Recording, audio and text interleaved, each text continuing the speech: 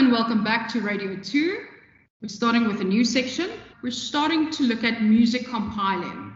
And from music compiling, we're going to look at music formats, the different types of music formats in South Africa specifically. And I think you'll be quite surprised to see how the average South African radio station fits in there. So why is music so important for a radio station?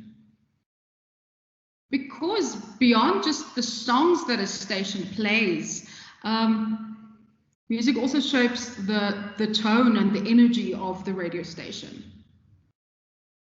A lot of times you can simply tell by listening to a radio station what the demographic of the age group is that the station is targeting. Why? Because the station is setting the mood. So as much as you stay because of presenters, you start listening to that radio station because of the music. And understanding how important music is for radio stations should help you to understand how critical the role of a music compiler is for a radio station.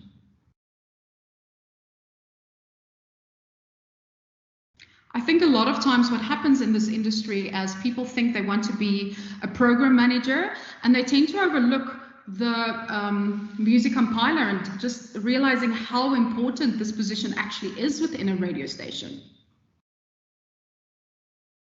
So what does a music compiler do on a day-to-day basis? Basically, they schedule the music for the radio station. So they source music from record labels, and on occasions they meet up with record label representatives and music sampler distributors, and they chat about releases and partnerships, and they really need to understand the core target market of the radio station in detail. Okay, they need to go out to events and try to discover the sounds, and they need to be on the ground in between the listeners to figure out exactly who their listeners are and what exactly they are listening to. Let's turn to our textbook. The concept of compiling a set and limited playlist, developed by researchers and music compilers, was born in the United States in the 1950s. The format of Top 40 radio was the brainchild of Todd Storrs, who owned KOWH, a radio station based in Omaha in Nebraska. Storrs noticed that jukebox users regularly selected a relatively small number of songs from a much larger collection that offered more variety. Based on this insight, he decided to play the current top 40 songs in heavy rotation, as opposed to a long list of different songs that were seldom repeated. After buying a radio station called WTIX-FM in New Orleans, he set out to trump a rival top 20 station by adding another 20 songs and extending the radio music programming by an hour, producing the first top 40 sequence. With this, the top 40 format was born. However, this playlist format came with its own set of complications. After a while, think about yourself, okay? After a while, audiences grew tired of hearing the same songs in the same sequence over and over. We can all do this for a little while, where we can listen to the same playlist over and over, but you get to a point where you're just completely overhearing it like that. A solution to this at the time was to use two separate boxes containing index cards. The first box was filled with cards that represent 5 or 6 of the top songs at the time. This was named Box A. The second box, Box B, had the other 34 or so songs that were either formerly in Box A or new releases that were not as popular yet. Today we'd call these boxes categories, okay, different music categories. Presenters were then made to take a card bearing in mind the name of the song from the front of each box or category in turn, and this would create a pseudo-random sequence. Cards or songs were replaced into the back of the box after use. Almost like taking cards from board games, something you would do with 30 seconds or Trivial Pursuit, okay? That same idea.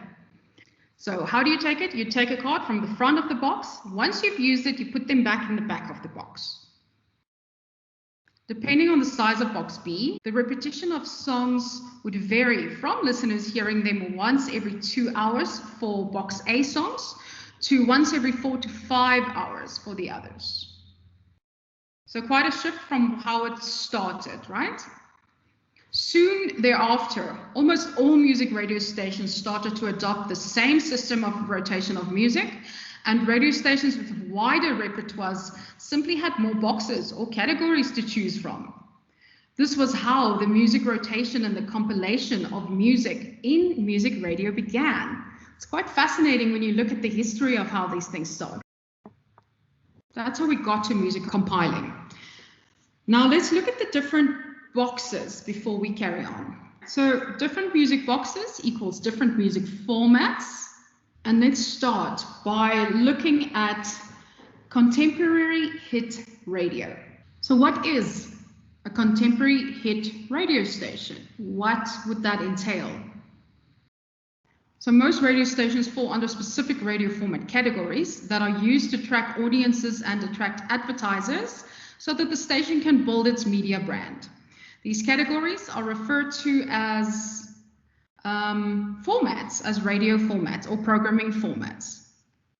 Some stations do run multiple genres, but most have a signature tone or a signature style. Radio formats are selected to appeal to particular demographics and niches, such as particular age groups or ethnicity. In the South African radio market, radio stations have license agreements with the Independent Communications Authority of South Africa, or as we know them, ICASA. So there are specific sets of conditions that have to be followed under these agreements or licenses. One of the conditions listed on these licensing agreements is the programming format, and this has to be adhered to at all times. When you're applying for a license with ICASA, you'll need to define a format and a target that you think fills a certain gap in the market, both for listeners and advertisers. The format needs to be designed to reach a specific defined niche segment of the listening population based on, so contemporary hit radio, or CHR, is a format that focuses on playing the newest and the most popular music of the day. Originally known as the Top 40, CHR will play all the biggest hits from pop, rock, hip-hop, dance, R&B, etc. We often talk about radio as if it was a living thing that takes on a life outside of the people who work at the radio station. If your application is successful and the license is granted, then this becomes the programming format that has to be followed. ICASA does monitor whether radio stations in South Africa comply with their license formats. Because in South Africa, like I previously told you, you have two licenses. A class license and a spectrum license. So the spectrum license, once again, just your footprint in essence. The class license is where this would fall in. So your radio station format will be in your class license. Let's look at some of the formats that are frequently employed in South Africa. You need to keep in mind, though, that although a programming format has been defined in a licensing agreement, these formats morph and evolve over time as trends in lifestyle and culture change and emerge. Which brings us to the first one under music formats. Okay, so we'll look at music formats now, which is contemporary hit radio, so CHR. So as we've said, it traditionally plays only the biggest hits and largest selling songs of the time. Okay, so it's described as playing new cutting edge music, current hits and popular hits of the last 6 to 12 months. This fairly narrow assortment of songs or a playlist is designed to draw in teens and younger adults The format's main demographic is people between the age of 12 to 18. As you can see here in this image that has been provided by the Broadcast Research Council of South Africa, aka the BRC, this format has evolved to a far broader reach. And this specific breakdown is the current breakdown of South Africa's only remaining CHR radio station, 5FM, okay? 5FM in South Africa is the only remaining contemporary hit radio station. And their target audience, you'll see 15% of it is 20 to 25, 37% is 25 to 34, 23% from 35 to 49, and then 15% 50 plus years. Okay, so it's very broad in terms of listenership. This is an exceptionally difficult format to program for, as it doesn't describe a specific kind of genre or music. Instead, the format is meant to reflect the popular content at the time. This leads to a very diverse and often confusing sound. A radio station adhering to a CHR format could, in 2019, have their A playlist, so the most popular and frequent played songs, structured to include pop songs from Justin Bieber, followed by country music from Lil Nas X and Billy Ray Cyrus, a dance track from Avicii, a folk song from Billie Eilish, an R&B track by Lady Zamar, a hip-hop track by DJ Khaled. These would all play in rotation and can lead to a very disjointed sound if you consider the tempo and the listening experience of each track. The CHR format then. The CHR format, therefore, has been abandoned by many. Even if we look at the United States, there's only a few hundred CHR stations remaining across the whole United States, which comprises more than 300 million people. Those CHR stations that have remained successful now rely on big radio personalities and strong specialized music offerings. Okay, there's one such a station. One such a station would be the BBC's Radio 1, which is described as playing the best new music and supporting emerging talent. So according to the BBC, as well as Radio 1's Live Lounge and the world famous Essential Mix, they're home to the UK's official chart and great DJs. Because of the diversity and the frequent style changes in popular music, many CHR radio stations around the world have repositioned themselves as formats that originate from the CHR format and represent a new wave of CHR programming. Okay? The first of these that we will be looking at is the urban CHR. Stations that are listed as urban are said to represent genres that reflect a large number of Black music recording artists with music such as rap, hip-hop, soul, and R&B. Music can't be strictly defined by a demographic because many ethnicities enjoy urban music. But the description here is intended to define where the original movement in this type of music came from. So urban CHR refers to urban stations that are aimed at a young audience.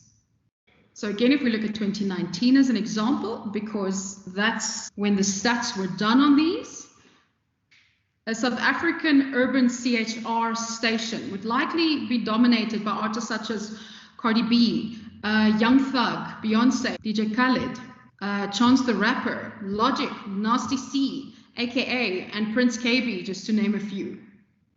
In a South African context, these formats are more popular than standard CHR stations. In the measuring cycle from October 2018 to March 2019, the BRC reported that YFM had 676,000 listeners per week. A national CHR radio station, 5FM, with a far larger geographical distribution footprint, had only 674,000 listeners per week, okay? And keep in mind, YFM is Gauteng based, so regional. This could be attributed to the challenges faced by the traditional CHR format, okay? Because it is more difficult to have a traditional CHR format versus an urban CHR format, for instance, okay? But like I said, okay, but again, urban format, YFM in South Africa. If we look at dance CHR next, often referred to simply as a dance station, their playlist will include a strong focus on high-tempo electronic and dance hits, as well as dance remixes from popular songs. The format will be aimed at younger audiences. South Africa currently does not have any licensed FM dance stations, but an example would be Kiss FM and Energy FM in the United Kingdom.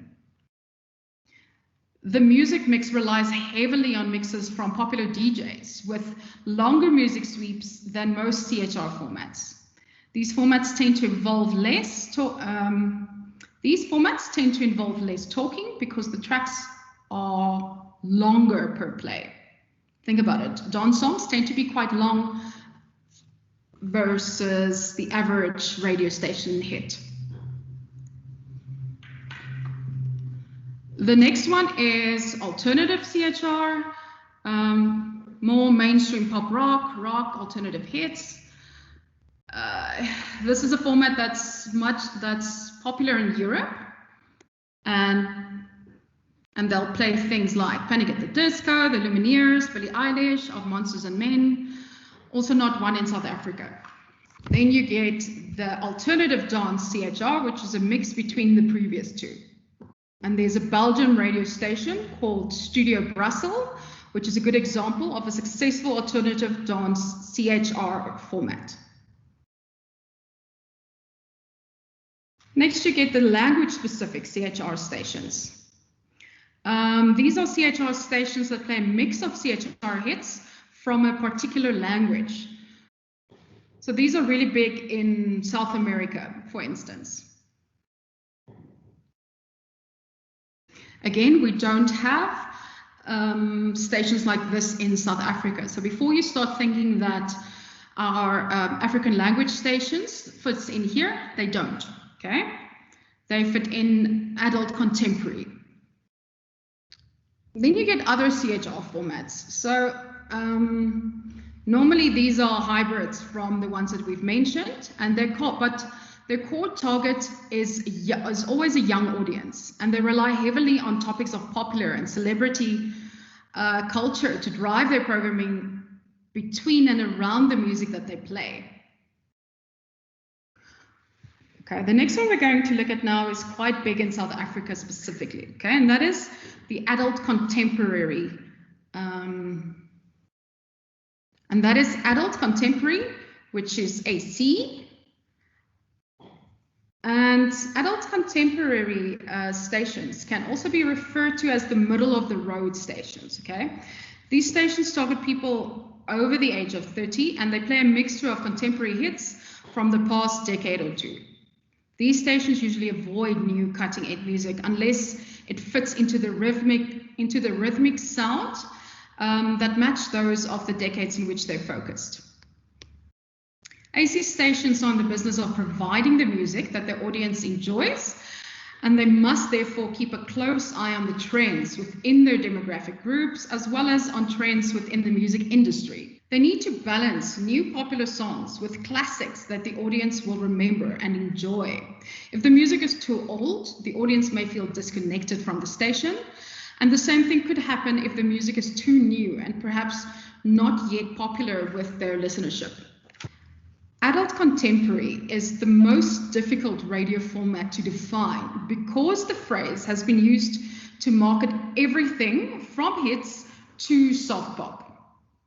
AC is for the rockers who have grown up but have not outgrown the contemporary feel.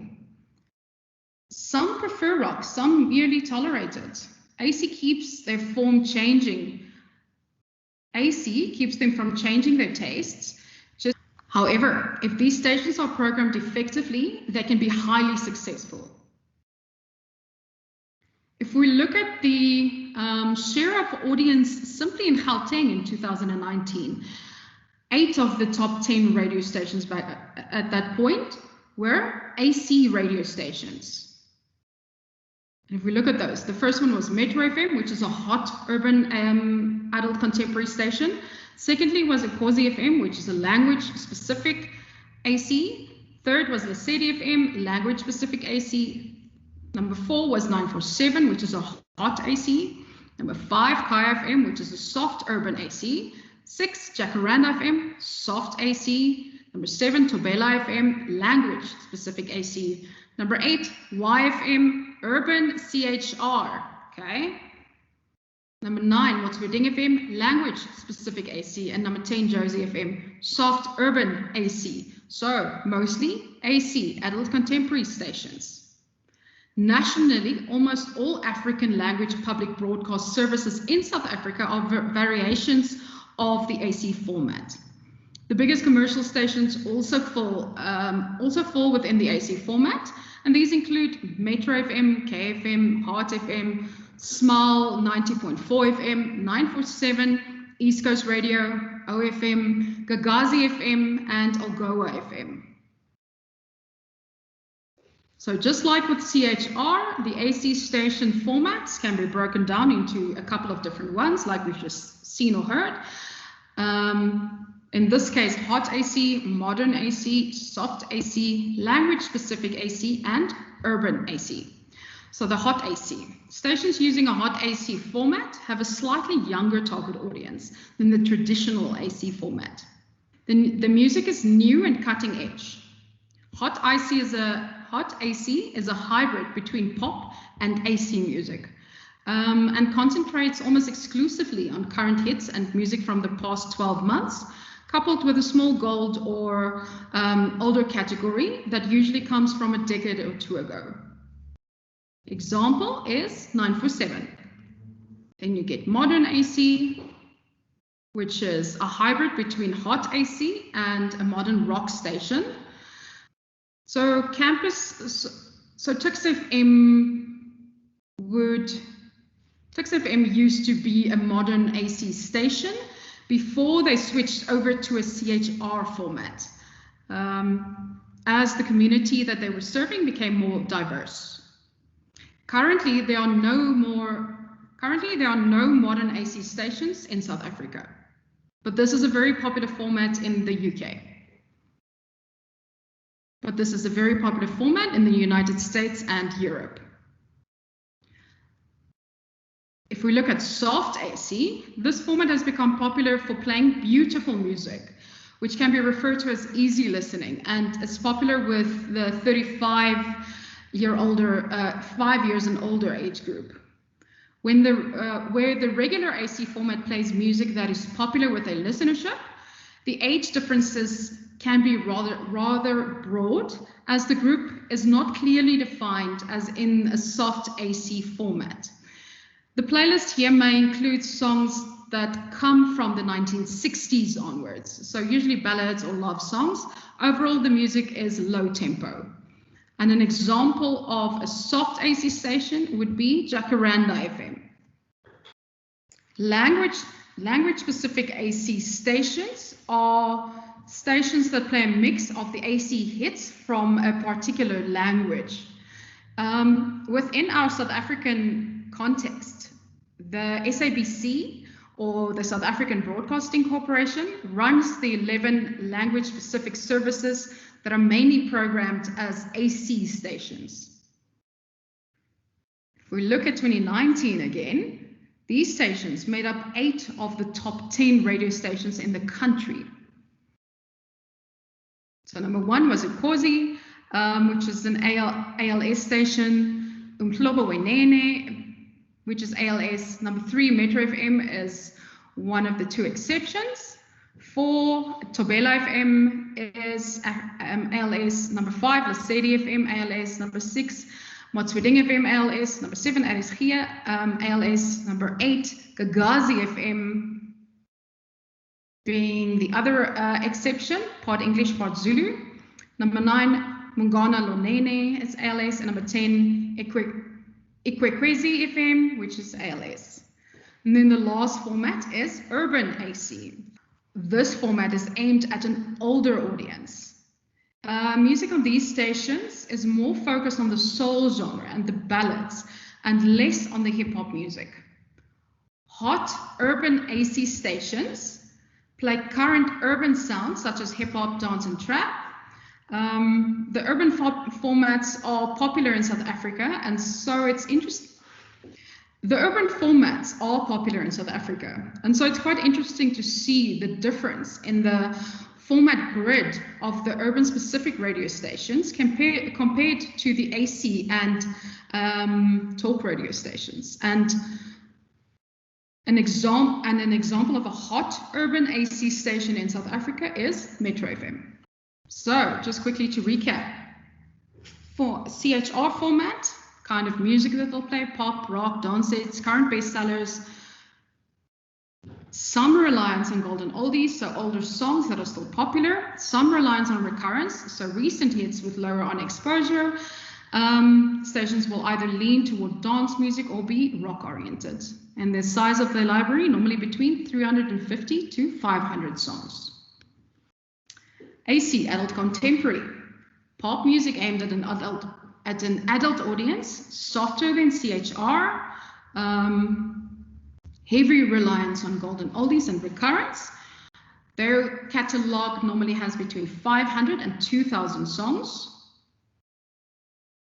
Within AC, if we look at urban AC, they'll play, and then we look at urban formats. The music that they'll play is rhythm and blues, so R&B, rap, hip hop, dance, mellow, jazz fusion, and gospel/inspirational. Stations will either lean toward playing music for adults or for teens/young adults. And the size of the library will depend. It'll depend on the extent to which the station caters for younger audiences, where the catalogs are usually smaller than those aimed at older audiences. Okay, so like I said earlier, we discussed the basic system of two boxes or two categories used to create playlists at a radio station in the 1950s. And it slowly became a huge administrative burden to program and to keep track of all the songs and the rotations. This burden was lightened by the introduction of computerized music scheduling systems, such as Selector from RCS or Music Master, a German music scheduling product. These systems offer a range of options. However, these music programs are primarily driven by the following sets of data. First and foremost, electronic data. This data includes not just the title and the artist of the song, but several other pieces of information, including the song's duration, the length of the intro, the texture, the tempo and era, as well as whether the song features male or female vocalist, or whether it's instrumental. Some tracks can also be labeled as good hour starters, which kick off an hour of programming in the right style of tone, while others might have scheduling restrictions, limiting them to being played only at certain times of the day. You might want to know what type of songs can only be scheduled at certain times of the day. It might be songs that contain, I don't know, profanities or a lot of swear words, okay? That you would probably only have late at night. In addition, this essentially compromises a song database that will contain the copyright details required for accurate reporting to the collection societies, okay?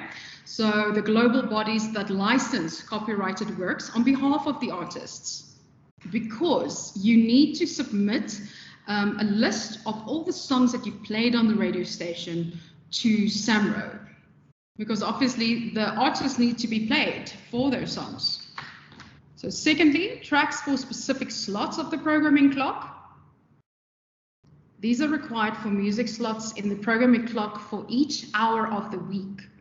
This includes the specific category, style, or era of music that would be acceptable, and the musical limitations that may be placed on that slot. And then third is the scheduling rules. Okay. These rules are applied to all programs. They instruct the scheduling system to, for example, avoid playing two songs by the same artist in the same hour. These rules also specify minimum repetition intervals for songs in different categories. So for instance, A-list or B-list and different eras. The program can also be asked to avoid playing a song in the same day part. So a radio term that refers specifically to certain parts of the day, until it has been played at a specific number of other times of the day. And it's asked to consider, for example, the previous Friday's music schedule when devising the music for the following Monday's programs. Depending on the station format, the program can also ensure that appropriate quotas of music are always included in a specific time period. Let's say, for instance, you have a specific number of South African songs that you need to play. You can also put this in there. But how do you know what music your listeners like so that you can decide what rules you should program into your music scheduling system in order to create an appropriate playlist to which they will respond? This is the first part of putting together a music playlist strategy and policy. In research collated by Johnson in 2008, it says that music tastes are neurologically programmed around the age of 15 to 21, in which time one begins to form an identity of the self. So for instance, the sense of who you are. This is part of the reason why people still love the music that they listened to during that period of their lives. Johnson applied his research to specific CHR radio stations' music policy as follows. The year that was used, 2016, was the benchmark, okay? The station's narrow target market, which was ages 20 to 24, was defined to find the years when they were 15 to 21 years old. These years were identified as 2007 until 2016, which then informed the narrow state of music that the station should play, or the core of the station's music. A larger target audience, sometimes called a secondary audience, was then also identified. This secondary audience comprised of the ages 16 to 26. The years when these specific listeners were 15 to 21 years old were then identified as 2005 up until 2016, which then informed the larger set of music that the station should play, or the bulk of the music. The core of the music offering would therefore comprise of music that was popular from 2007 until 2016, with the larger music scope stretching back to 2005. This was the same music that this particular CHR station's target audience loves, and according to which they had defined their lives. The station continued to use the strategy, which required that it regularly clean the music database in order to remain relevant to the target audience as defined by its station strategy. In Feb 2013, Thomas Geiger wrote a case study after which he was approached by a music director of a local Serbian station in Eastern Europe. The music director asked for advice on how to reorganize the music database and format clocks in order to obtain a more structured music playlist. So what we'll do now is we will use this case study to help show how to playlist a music radio station.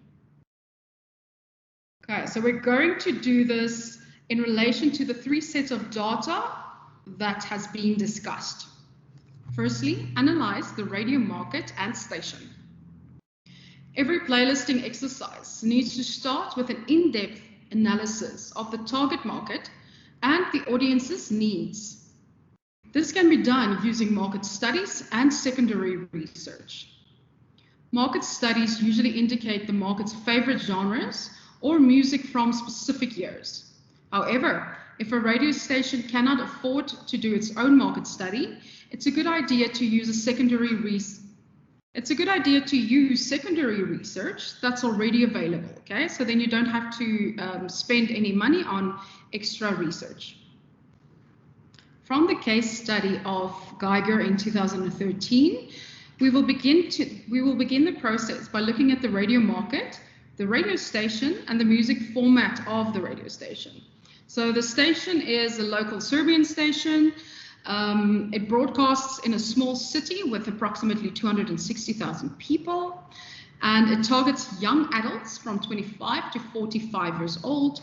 The format then is a Christian adult contemporary station, so where they play different types of pop music, so soft pop, pop, and pop rock. The music mix is both domestic and English songs, both gospel and secular music. Number 2, review the music library and categories. So if the station is not new, it's important to look at the current library and available categories in order to get a good feel for what is currently taking place. Geiger mentions that the Serbian radio station often played non-stop music and had a very large music library with over 3,800 songs in the English language catalogue alone. So I don't know if you remember, but we spoke about it in the previous class where we looked at the amount of songs an average AC radio station should have. And we said their whole catalogue normally has between 500 to 2,000 songs. Okay, and here you can see only English songs is already standing on 3,800, and that is without their local songs. So the station had categorized the songs according to decades, as well as hits from 2011 to 2013. Number 3, use image rotation categories. The Serbian station used other categories to rotate all of their imaging, which proved very convenient. Geiger therefore recommends using music categories to rotate and position jingles. Geiger therefore recommends using music categories to rotate and position jingles, sweepers, and promos within fixed positions on the clock. So the music playlist was initially considered chaotic at best. Keeping in mind that their music, the music that they playlisted was from 1950s all the way up until pretty much, well, up until 2013. While they were aiming their station at a target market of 25 to 45-year-olds. So Geiger's first step, therefore, was to define the exact music that the station should have been playing. And he recommends using the following to define the era borders of your music station. And this can be used still today for any station. Always start by defining the top end of your target market. In this case, the Serbian radio station's oldest target was 45 years old. Then, considering the psychology that we are all very nostalgic in our tastes, and we usually define those tastes when we are teenagers, don't go back much further than 35 years in music history. The formula then is for this year's era border. The age of your oldest target listener minus 10 years equals the number of years that you go back in the library. So in this case, the answer was 35, which means 2013 minus 35 is equal to 1978. This is therefore the cutoff date for the radio station's music library. Keeping in mind again, currently they have playlisted from the 1950s up until 2013. So that means they need to go and remove anything from 1950s, 1960s, and the oldest songs that they can have on is 1978. Number 4, play mass appeal songs only. So once you've established your era borders, it's important to collate a list of songs that reflect these era borders. The most popular songs of these eras need to be considered, meaning those with the biggest appeal. Here, auditorium music tests should be used to help gauge appeal, particularly in recalling the memory of certain tracks and to create a library or category of music that the station will play. I don't know if you recall, but we spoke about auditorium music tests in detail right at the beginning when we did research, because we looked at listener research, but we also looked at music research, and auditorium music testing was one of the things that we looked at with regards to music testing. Number 5, limit the number of categories. So what we're going to do next, after we've done our auditorium music test, is that we're going to pinpoint the exact or the core target market. This will help to define the size and the rotation of the new categories. Again, if your target audience is younger, you tend to have a smaller playlist. If they're older, you tend to have a larger playlist. So in this case study, the core is 35 years old. So using the formula for 2013, the core would be music from the 1980s. Geiger also mentions that it would consider shifts in pop music culture, such as the movement when a new music cycle begins by analyzing the market's music history. Next, Geiger recommended the following categorization key for the Serbian radio station. A, primary currents, so high rotation, big hits, or songs on the way up. B, secondary currents, the more low rotation songs, new music, or songs on the way down. R for recurrence, so best of former current songs from 2011 until now. Then there's a D1 and a D2. So D1 is the domestic classics from 1992 up until 2010. D2 is domestic classics from 1991 and earlier. Then you have foreign classics, F1 and F. Then you have foreign classics, F1 and F2. F1 from 1992 up until 2010. F2, 1991 and earlier. And then you have number 1, which is station imaging. So you have 8 categories here. The reason that the core has shifted in the case of this study from the late 1980s to the early 1990s, or 1992 to be exact, is that this was when electronic music became popular. Number 6 then, fill the music categories. So now you have all your categories done, okay? Now what you're doing is you're filling the categories by using the AMT, aka the auditorium music test, okay, because this is where you're making them all sit and listen to the songs, and any mandatory split that needs to be applied. So for example, between domestic and foreign music. In this specific case study, the music library was reduced from 4,500 songs to around 650 songs. The following criteria could be used in the case of the Serbian Christian radio station to help define what songs should fill up these categories. Format. Does the track fit the Christian AC format, yay or nay? Production. Is the track well produced? Radio edit. Is the track's language and length edited and suitable for radio? Hook. Does the track offer a catchy chorus? Familiarity. Does the track offer a familiar sound? So for instance, will it resonate with the mainstream audience? Accessibility. Will the track be accessible to most, if not all, of the demographics? International charts and trends.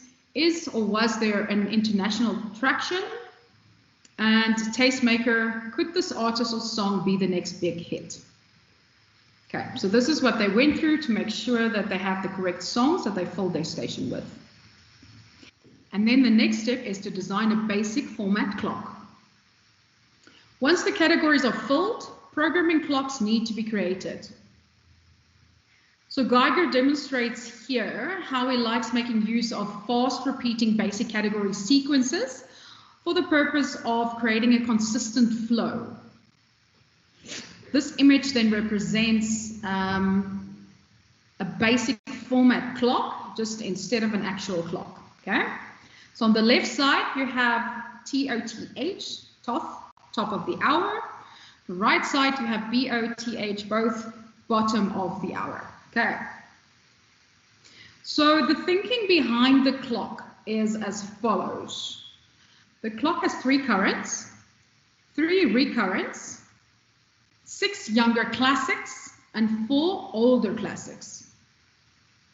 So the majority of the songs are familiar to both the 25 to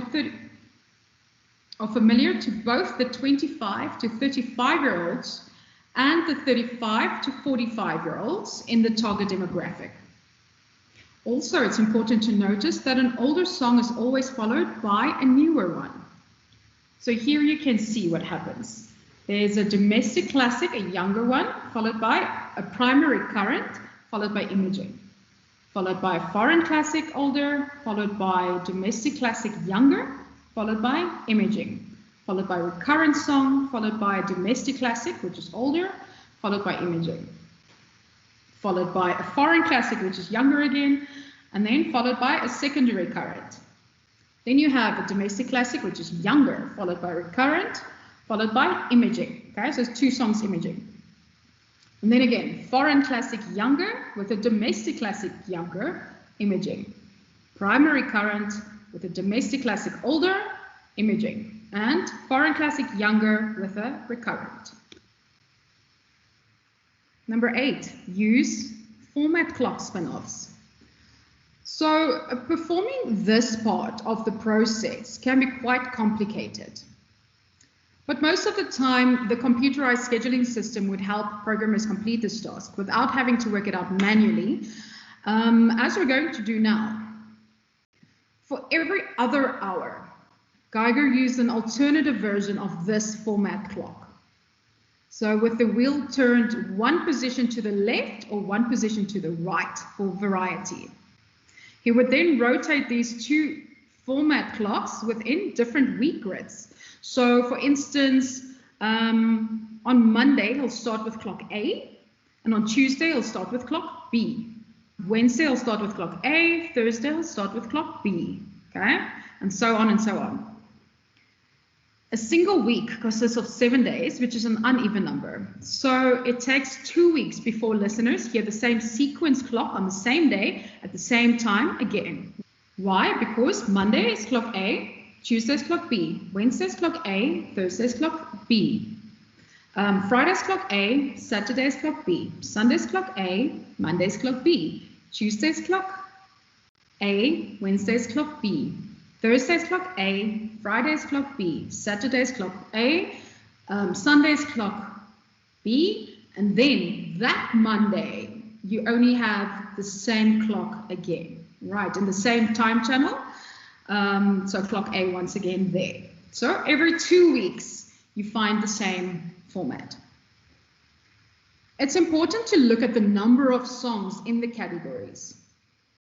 The only tricky category in this case study is the one for current hits, okay, currents.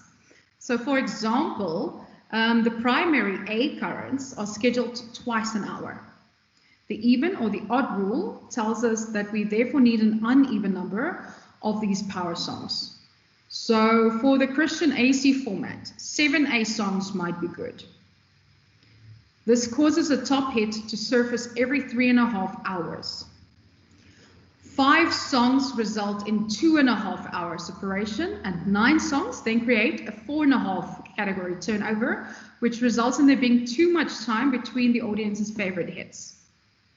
So the number of songs per category is extremely important. And then finally, number 9, set up rules in the scheduling system. This is the last set of data mentioned. Scheduling rules can and do apply to the following: different programs, different hours, different day parts, different days of the week, avoidance of playing one song in the same day part until it has been played a number of times, a number of other times of the day, and quota requirements. An example of quota requirements is, for instance, the public broadcast service radio stations that are owned by the SABC or South African Broadcasting Corporation that requires at least 70% locally made music to be played out on the station's total playlist.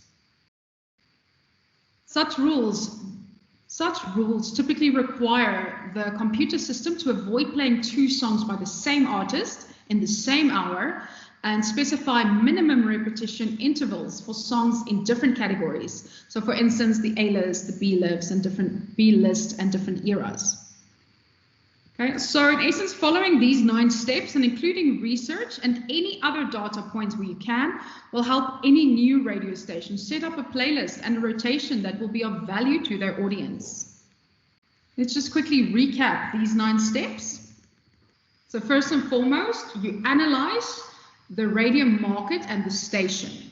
This can be done by using market studies and secondary research. So you look at the radio station, the broadcast area, the target audience, the music format, and the music mix.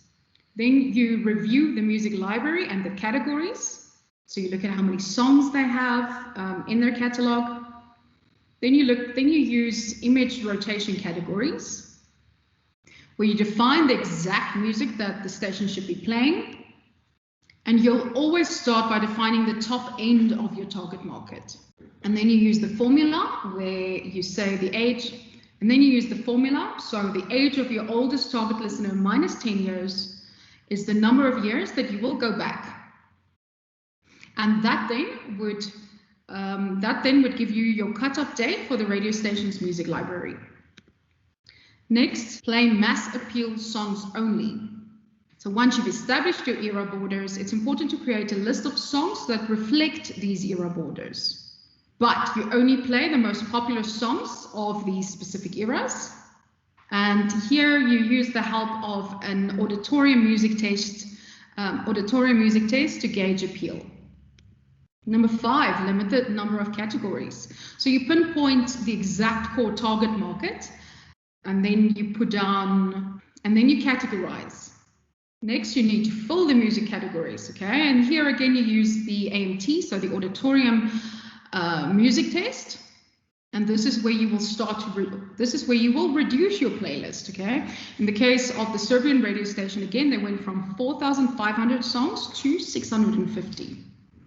And how do you define what kind of songs you should use? You look at format, production, radio edit, hook, familiarity, accessibility, international charts and trends, and tastemakers. And you design a basic format clock, okay? So top of the hour and a bottom of the hour. And then you use format clock spin-offs, where you use alternative versions of the format clock for variety, okay? And then finally are the rules that you set up on the scheduling system, which are extremely important in the day-to-day business, which are extremely important to the radio station, because they apply to different programs, different hours, different day parts, different days of the weeks, and quota requirements. And that brings me to the end of this lesson. So with regards to music compiling, you should now understand the different types of music formats, how they fit in, and then you should understand playlisting and how the different categories are set together and how a playlist is compiled, okay?